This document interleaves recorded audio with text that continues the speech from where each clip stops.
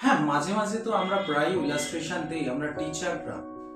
আপনিও একজন টিচার, তো আমরা টিচাররা মাঝে মাঝে কিন্তু এই বক্তৃতাটা দেই যে ব্যর্থতা থেকে সফলতা হয়েছে।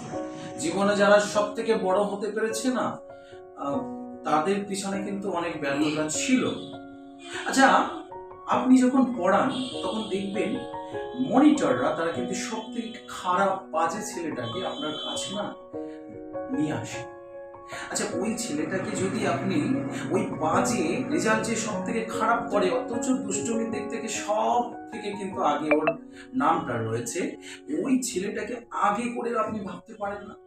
একবার ট্রাই করুন না ওই ব্যর্থ যে ছেলেটা আছে সেইটাকে সফল করে দেওয়ার। দেখবেন সারা জীবন যে গল্পটা আপনি শুনিয়েছেন, যে ব্যর্থতা থেকে সফলতা আসে, এইরকম নজির কিন্তু ওদের যখন মাঝখানে একটা চলে আসবে, একটা উদাহরণ হয়ে দাঁড়াবে, তখন কিন্তু আপনি সেখানে প্রমাণিত হবেন সত্যি আপনি নিজে পড়ানোতে সফল হয়েছে এবং একটা ব্যর্থতা থেকে সফলতা করতে পেরেছেন একটা স্টুডেন্টের উপর ভিত্তি করে। তাহলে আপনি কিন্তু টিচার, আপনি সেই ব্যর্থ ছেলেটার ফিউচার তৈরি করতে পেরেছেন।